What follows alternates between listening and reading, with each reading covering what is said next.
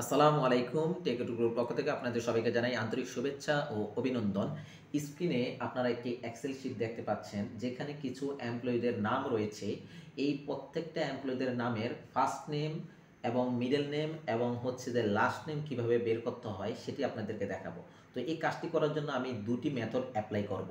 প্রথম যে মেথডটি হবে সেটি হচ্ছে যে প্লাস ফিল। সেটি কিভাবে কাজ করে সেটি এখন দেখাবো। তো এটি করার জন্য আপনারা প্রথমে ফার্স্ট নেমের যে সেলটি রয়েছে সেখানে ক্লিক করবেন। ক্লিক করার পর এরপরে এই এমপ্লয়ি নামের যে প্রথম অংশটি রয়েছে আহমেদ, সেটি টাইপ করবেন।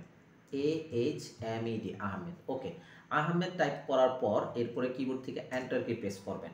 এন্টার কি প্রেস করার পর কিবোর্ড থেকে কন্ট্রোল প্রেস করবেন। তাহলে আপনারা দেখতে পারবেন যে প্রত্যেকটা এমপ্লয়ীদের যেই ফার্স্ট নেম রয়েছে সেটা কিন্তু চলে আসছে। ওকে, এরপর আসেন যে মিডল নেমেতে, মিডল নেমের যে সেলটি রয়েছে সেখানে ক্লিক করবেন। ক্লিক করে এই যে মিডল যে নামটি রয়েছে অর্থাৎ রফিক, নাজমা, এগুলো কিন্তু এখন চলে আসবে। তো এই জন্য আমরা কি করব, প্রথম হচ্ছে যে এখানে রফিক লিখবো। ওকে, রফিক লিখে এন্টার কি প্রেস করব। এন্টার কি প্রেস করার পর এরপর আবারও কিবোর্ড থেকে কন্ট্রোল প্রেস করবেন। তাহলে দেখতে পারবেন যে এটার যে মিডল নেমটি রয়েছে সেটিও কিন্তু চলে আসছে। সবার শেষে যেটি দেখবো সেটি হচ্ছে যে লাস্ট নেম কীভাবে বের করতে হয়। তো এটিও সেম আগের মতনই করতে হবে। এখানে আমরা লিখবো KHN খান, তারপরে কিবোর্ড থেকে এন্টার প্রেস করবেন, এরপর কিবোর্ড থেকে আবার কন্ট্রোল প্রেস করবেন। তাহলে দেখতে পারবেন যে লাস্ট নেমটিও কিন্তু চলে আসছে। অর্থাৎ আমরা যেটা অর্থাৎ আমি এখন আপনাদেরকে যেটি দেখানোর চেষ্টা করেছি সেটা হচ্ছে যে প্লাস ফিল। অর্থাৎ এই প্লাস ফিলের মাধ্যমে কিভাবে একাধিক এমপ্লয়ীদের নামগুলোকে আলাদা আলাদা করা যায়, first name, middle name, last name, এইভাবে অর্থাৎ প্লাস ফিলের মাধ্যমে কিন্তু কাজটা সহজে করা যায়। তো সেটি আপনারা কিন্তু এইভাবে করে নিতে পারেন। ওকে, তো এটি গেল আমাদের একটা মেথড। এবার হচ্ছে যে সেকেন্ড যে মেথডটি দেখাবো সেটা হচ্ছে যে টেক্সট টু কলাম। অর্থাৎ টেক্সট থেকে কিভাবে কলামে নেওয়া যায়, মানে first name, middle name, last name, সেটি আপনাদেরকে এখন দেখাবো। তো এই জিনিসটি করার জন্য আপনারা প্রথমে এমপ্লয়ি যে নেমটা রয়েছে অর্থাৎ যে কলামটি রয়েছে এই অর্থাৎ এই প্রথম নামের এখানে এসে একটা ক্লিক দেওয়ার পরে কন্ট্রোল শিফট চেপে ধরে ডাউন অ্যারো প্রেস করুন।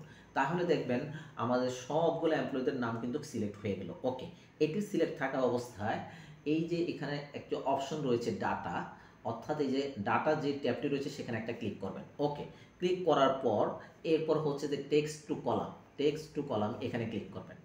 টেক্সট টু কলাম ক্লিক করার পরে এরকম একটি অপশন চলে আসবে যে convert text to column wizard নামে একটি অপশন চলে আসবে। এটিকে কিন্তু আমরা আরেকভাবে আনতে পারি। সেটি কীরকম, সেটি হচ্ছে যে কিবোর্ডের মাধ্যমে, অর্থাৎ অল্টার প্রেস করবেন, অল্টার প্রেস করে প্রেস করবেন, প্রেস করে তারপরে প্রেস করবেন।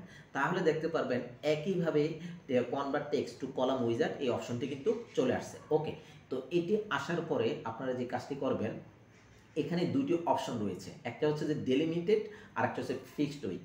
দেখুন এই যে ডেলিমিটেড অবস্থা সিলেক্ট থাকা অবস্থায় আমাদের যে তথ্যগুলো রয়েছে এমপ্লয়ীদের নামের তথ্য সেটা কিন্তু এইভাবে দেখাচ্ছে।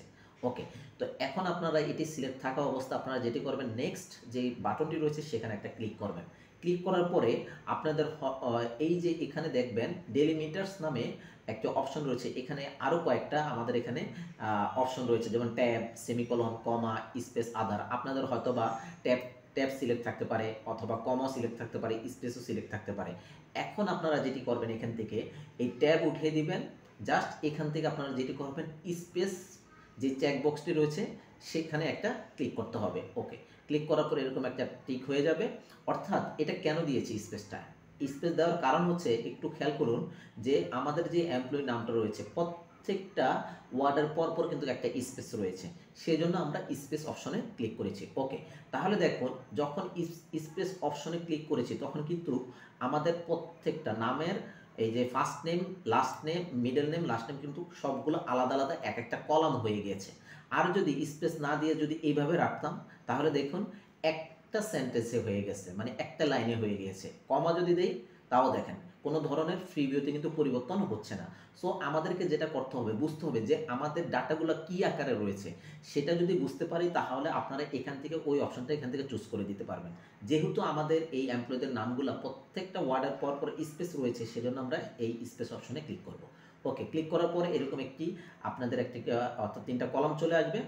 চলে আসার পরে এরপরে নেক্সটে ক্লিক করবেন। ওকে, নেক্সটে ক্লিক করার পরে এখানে একটু গুরুত্বপূর্ণ একটা কিছু রয়েছে, সেটা হচ্ছে যে ডেস্টিনেশন। অর্থাৎ ডেস্টিনেশন বক্সে আহ, আমাদের এই যে আহমেদ যে ফার্স্ট নেম, এটা কোথা থেকে শুরু হবে, এখান থেকে নাকি এই যে ফার্স্ট নেমের অর্থাৎ বক্স থেকে? অবশ্যই আমাদের ফার্স্ট নেমের যে সেলটি রয়েছে সেখান থেকে শুরু হবে। সেই জন্য ডেস্টিনেশনে এখানে আমাদের সেলটা কিন্তু দেখিয়ে দিতে হবে যে এই ফার্স্ট নেমের এই বক্স থেকে আমাদের আহ, অর্থাৎ আমাদের ফার্স্ট নেমটা শুরু হবে, এরপরে মিডল নেম, এরপর হচ্ছে কি লাস্ট নেম। সেজন্য আমরা কি করলাম, B2 সেলটি সিলেক্ট করে দিলাম। ওকে, দেখুন সিলেক্ট করার পরে কিন্তু এখানে কিন্তু হাইলাইট হয়ে গিয়েছে। এই অবস্থায় আপনারা যেটি করবেন, ফিনিশ বাটনে ক্লিক করবেন, জাস্ট ফিনিশ বাটনে।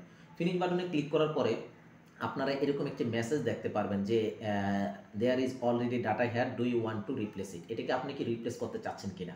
অবশ্যই এখান থেকে ওকে বাটনে ক্লিক করবেন। তো ওকে বাটনে ক্লিক করার পরে আপনারা দেখতে পাচ্ছেন খুব চমৎকারভাবে আমাদের অটোমেটিক্যালি আমাদের first name, last middle name, last name সেগুলো কিন্তু বসে গেছে। ওকে, তো আশা করি আপনারা বুঝতে পেরেছেন যে কিভাবে টেক্সট টু কলাম কমান্ড ব্যবহার করে আমরা এমপ্লয়ীদের নামগুলোকে আলাদা করতে পারি। এখন দেখুন ডান পাশে আরেকটি আমাদের তথ্য রয়েছে যে এমপ্লয়ীদের নামে রয়েছে।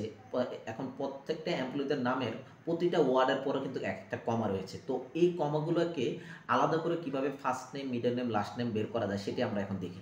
তো এটি করার জন্য প্রথমে আমরা এখানে সিলেক্ট করে কন্ট্রোল শিফট ডাউনে দিয়ে এমপ্লয়ীদের নামগুলোকে সিলেক্ট করব। ওকে, সিলেক্ট করার পর আবারও সেম ডাটাতে যাবেন।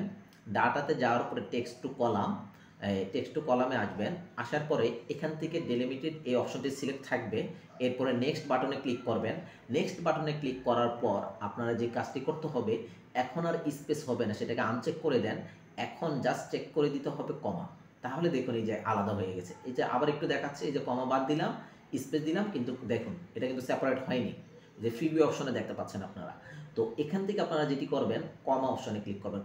কেন নয়, আমাদের প্রত্যেকটা এমপ্লয়ীদের প্রতিটা ওয়ার্ডের পরে এক একটা কমা রয়েছে। ওকে, সেজন্য কমা দেওয়ার পর পর আপনারা দেখতে পাচ্ছেন আলাদা আলাদা আলাদা আলাদা কিন্তু কলামে সেটা হয়ে গিয়েছে। ওকে, এরপরে নেক্সট অপশনে ক্লিক করুন। নেক্সট অপশনে ক্লিক করার পরে এখানেও সেম এই ডেস্টিনেশন অপশনে এটা বাদ দিয়ে এই ফার্স্ট নেমের যে সেলটি রয়েছে সেটি ক্লিক করুন। তাহলে এই ফার্স্ট নেমের সেলটি চলে আসবে। ওকে, এই অবস্থায় আপনারা ফিনিশ বাটনে ক্লিক করবেন। ফিনিশ বাটনে ক্লিক করার পরে এই মেসেজটা আসার পর আপনারা ওকে বাটনে ক্লিক করবেন। তো ওকে বাটনে ক্লিক করার পরে এখন দেখুন এখানে কিন্তু সেম আমরা ফার্স্ট নেম, মিডল নেম এবং লাস্ট নেম নিয়ে আসতে পেরেছি। তো আশা করি আপনারা বুঝতে পেরেছেন যে কিভাবে আপনারা যে কোনো নামের first name, middle name, last name ব্যবহার করতে পারেন দুটি পদ্ধতির মাধ্যমে। একটি হচ্ছে যে প্লাস ফিল, আর একটি হচ্ছে যে টেক্সট টু কলাম। তো সবাই ভালো থাকবেন, সুস্থ থাকবেন এই কামনা করি। আসসালামু আলাইকুম।